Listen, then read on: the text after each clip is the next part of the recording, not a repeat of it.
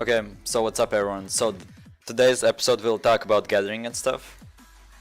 So the main thing is for today is to show what do you need to think and how do you need to think as a gatherer, as well as what equipment do you need to use for specific things.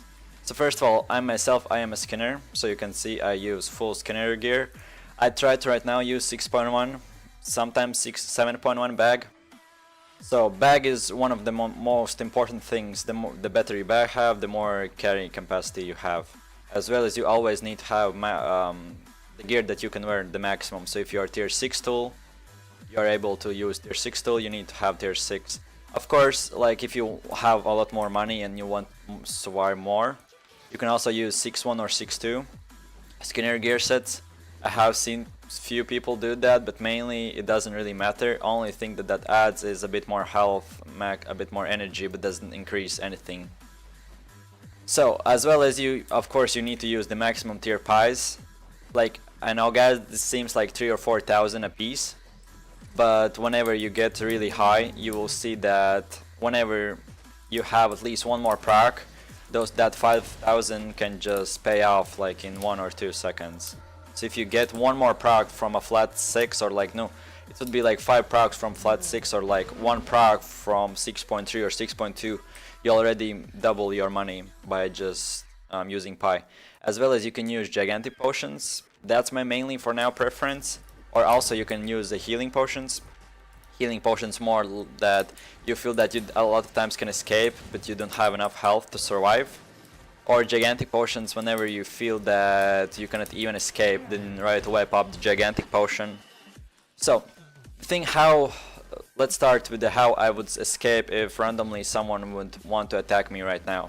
So if someone just runs into my screen, right away what I do is either way, if I see that's one guy, pop my this ability and run away, so my boot ability. What that does is leashes all the mobs, and right away no one is attacking me and I can mount up on my horse and run away. If I see that there's many of them, I pop my gigantic potion, so click 6 and then do the same thing, pop my scene of wilderness. That's how you escape as a skinner. And of course if they even dismount you, either way run to one of the territories or run to one of the entrances, either way you will have bubble. As well as if you see that you get dismounted, you can use this ability that is hide animal poison, so I'll just heal a bit myself, and also use bear trap. One of their guys who will be the closest to you will be trapped for 5 or 6 seconds and 90% slowness. So basically if one guy is attacking you, basically you just pop that one and that's it, he's done. So that's mainly how you need to escape if someone runs into your screen just when you are gathering or something. Also the thing is that you always want to use armor horse. So right now I'm using tier 6 armor horses.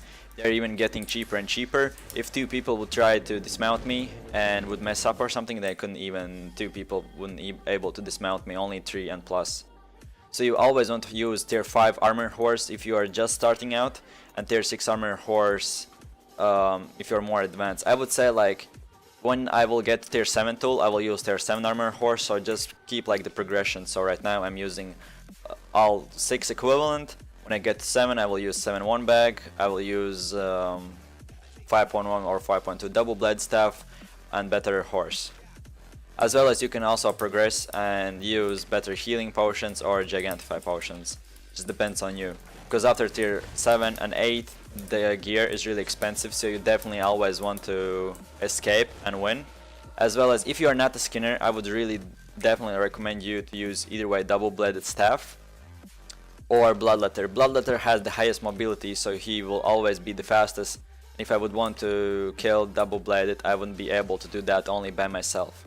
So the best weapon, the fastest, is double bladed staff with the 100 shield. I mean bloodletter with 100 shield, or double blade staff for the second highest mobility.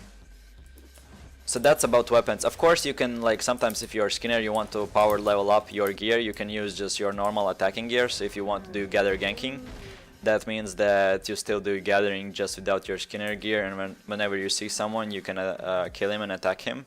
That of course is a thing, but usually people then don't use pies as well as they use poison potions. So survivability yourself is really decreased by that.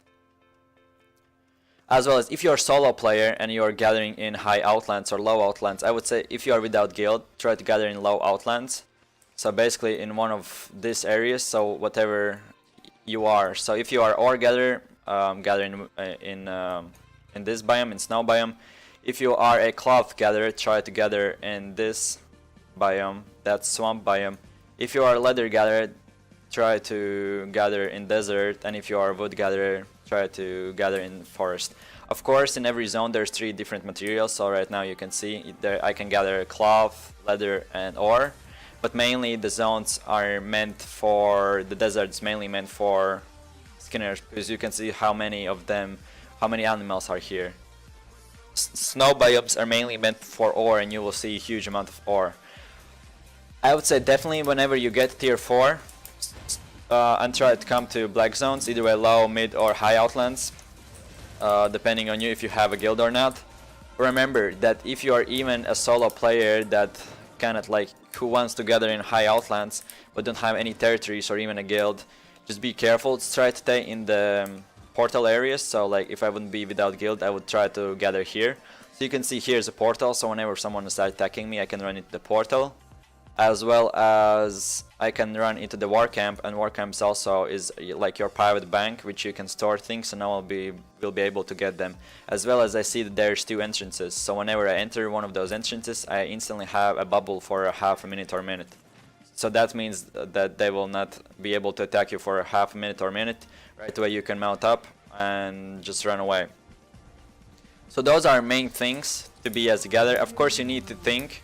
Like for example, if I see that there's one territory, I will not try to gather close to this territory, but I will try to gather close to mine territory, as well as here in blinked spaces. And always you need to be careful, so just watch out and try to stay, like, if I gather somewhere like here, I already know that either way I will run to here, or if someone will come from the back, I'll run to in my territory.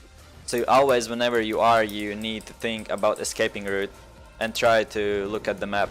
So whenever also you see a death in the map, so what I usually do is see whoever killed someone, invite him as a friend, type a random nickname, click add him, and then I can inspect him in whichever he's killed on. And then I see whoever is winning or just won or lost fight, so I know if it's safe or not.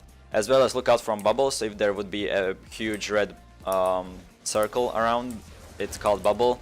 So that means there's 10 plus people, and usually you want to avoid them if they are not your allies and stuff. So basically that's in general for gathering. Thanks for watching, guys. I hope you enjoy. Right when I upload this video I'll also stream. This video was a bit later, like 10 hours later, like I usually do. We did a almost 13-hour stream. So I hope you enjoyed this. Click like, subscribe, let me know what tutorial or what video you want next. Hang out if you want to hang out in my stream.